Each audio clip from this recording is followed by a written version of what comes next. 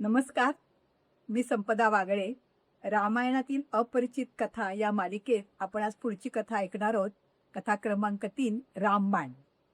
ताटका राक्षसीचा वध होईपर्यंत संपूर्ण राक्षस कुलाची अशी धारणा होती की आपल्याला अपरिचित करणारा कोणी या भूतलावर अस्तित्वातच नाही. त्यामुळे ते सगळे राक्षस उन्मत्त झाले होते, माजले होते, सर्वत्र थैमान घालत होते. परंतु काळ बदलला की वारे बदलतात आणि वारे बदलले की फासेही अपयशाच्या, पराभवाच्या दिशेने पडू लागतात. इथेही तसंच झालं.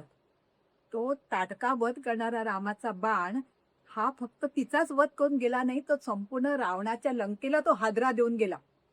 खर दुषणादी राक्षसांचं तत्तापीठ त्याने गदागदा हलवलं आणि कुंभकर्ण परिवाराची संपूर्ण झोपच उडवली. तर हा दशरथाचा हा ज्येष्ठ पुत्र, आता हा केवळ ताटकारण्यात थांबणार नाही, तर तो थेट रावणाच्या संपूर्ण लंकेवर आक्रमण करेल, या भीतीने, या शंकेने संपूर्ण राक्षस कुलाचं धैर्य डळमळलं. तर हा रामाच्या आयुष्यातला हा पहिला वेला बाण हा संपूर्ण राक्षस कुलाची धुंदी उतरवून गेला. तेव्हापासून म्हणजे रामबाणाची महती कळल्यापासून लोक तात्काळ करणाऱ्या, म्हणजे तात्काळ लक्षाचा भेद करणाऱ्या उपायाला रामबाण असं म्हणायला लागले. असो, पुढची कथा ऐकूया उद्याच्या भागात सारस्वत कनेक्ट चॅनेलवर. ऐकत राहा. धन्यवाद.